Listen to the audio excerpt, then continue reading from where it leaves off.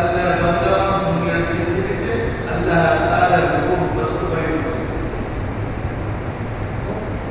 এই দুনিয়ার জিন্দেগিতে আল্লাহ তাআলা তার বান্দাদেরকে পাঠিয়ে দিয়েছে। পাঠিয়ে দেওয়ার পরে আল্লাহ তাআলা অনেক নিয়ামত দিয়েছে, দুনিয়াবি নিয়ামত দিয়েছে, উপরম নিয়ামত দিয়েছে।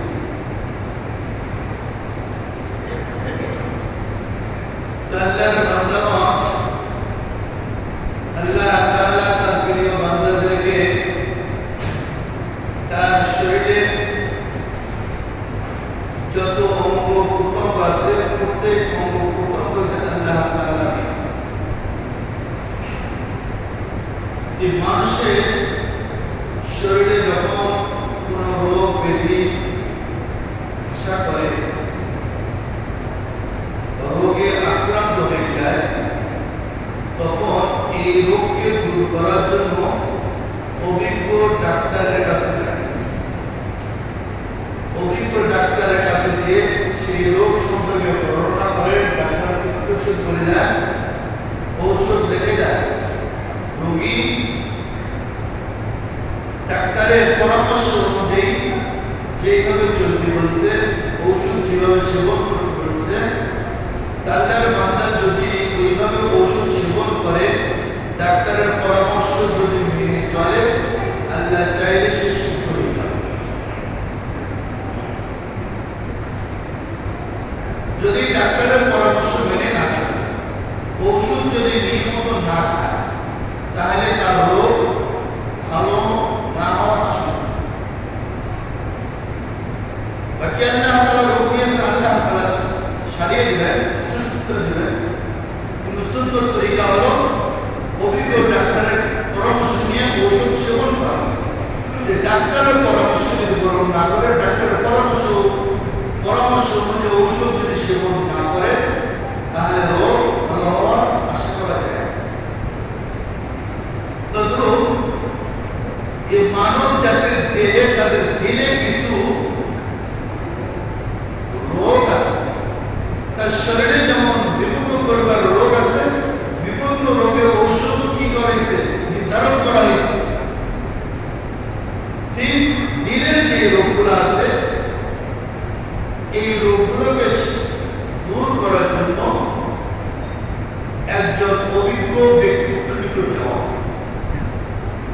একজন অভিজ্ঞ সম্পূর্ণ আলেমের নিকট যাওয়া, অভিজ্ঞ আলেমের নিকট যাওয়া।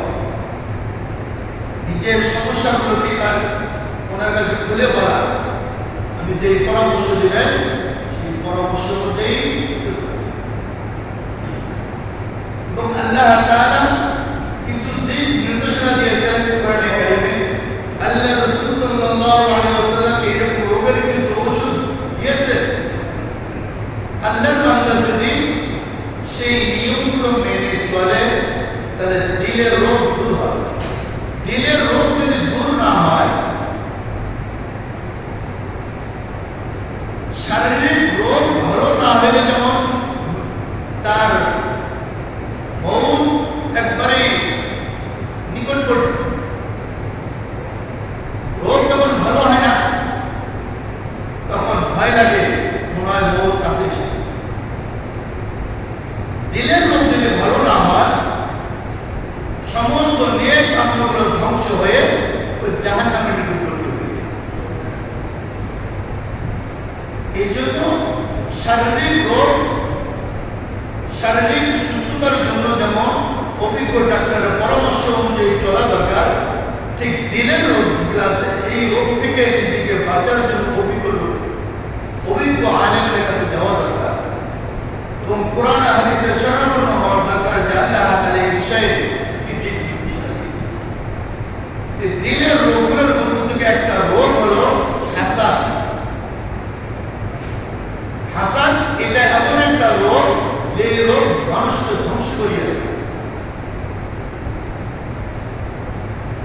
এই রোগ দূর করার জন্য যদি পরামর্শ মেনে না চলে, তাহলে হিংসা তাকে শেষ করে দিবে। তাকে শেষ করে দিবে মানে তার নেক আমল শেষ করে জাহান্নামের উপযোগী বানাবে। অথচ নেক আমল করতে অনেক কষ্ট, তো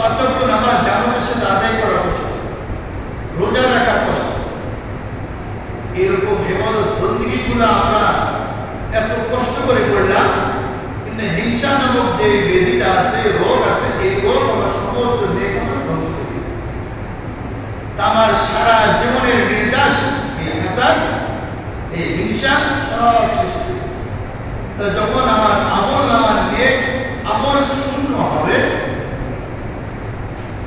কাল কিয়ামতের দিন যখন আমার আমল নামা মাপা হবে, আমার নামায় আমল মাপা হবে, আমার আমল আছে কিনা, নেক আমল যদি আমার দাড়ি পাল্লায় না থাকে হালকা হয়ে যাবে, নেক আমল না থাকার কারণে। আর যখন দাড়ি পাল্লা হালকা হয়ে যাবে, জান্নাতের আশা করা যায় না, জাহান্নামী আমার ফয়সালা হয়ে যাবে। অথচ অনেক নেক আমল করিস, কিন্তু এই হিংসা নামক বেদিটা আমার মধ্যে বাসা বাঁধার কারণে আমার সমস্ত নেক আমল ধ্বংস হয়ে যাচ্ছে। এই জন্য এই দিলের বেদি দূর করা যায়। বর্তমান যে সময় চলতেছে, আমরা একে অপরের প্রতি যে হিংসার বিদ্বেষ আমরা পোষণ করিয়েছি, এই হিংসার বিদ্বেষ দূর করতে হবে, দিলের ময়লা দূর করতে হবে। বিষাক্ত সাপ কলস বদলাইলে তার বিষ নষ্ট হয়, সে কলস বদলাই গেছে, বাগান তার খাসলত বদলে, সে যদি কাউকে দংশন করে, দংশন করার কারণে তার বিষে শেষ হয়ে যাবে। ঠিক তদ্রুপ আমাদের কলস বদলাই লাভ নাই। পাঞ্জাবি, টুপি, পাগড়ি, বিভিন্ন ধর্মীয় লেবাস দেখে, টুপি পরিয়ে বিভিন্ন সময় বিভিন্ন আকৃতিতে দেখে যে আমি সমাজে ভালো মানুষ সেজে যাই, তো এরকম ভালো মানুষ সাজার প্রয়োজন নাই। এরকম ভালো মানুষ সাজিয়ে আমার কোনো লাভ নাই। তো দিলটা আমার পরিষ্কার হইতে হবে। দিলকে যদি পরিষ্কার করে তারপরে যদি আমি ওই সিফত গ্রহণ করি, তাহলে আমার লাভ, আমার পার্শ্ববর্তী যারা থেকে তারাও লাভবান হবে।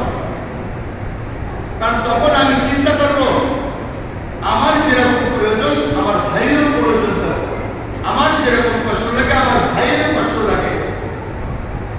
তখন এই অনুভূতি যখন নিজের মধ্যে আসবে, তখন আর বিশৃঙ্খলা,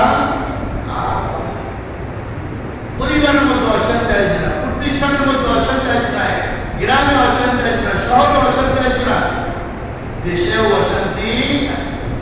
কিন্তু আমাদের দিনটা হলো হিংসা দিয়ে ভরপুর। আর হিংসা এটা তো দেখা যায় না।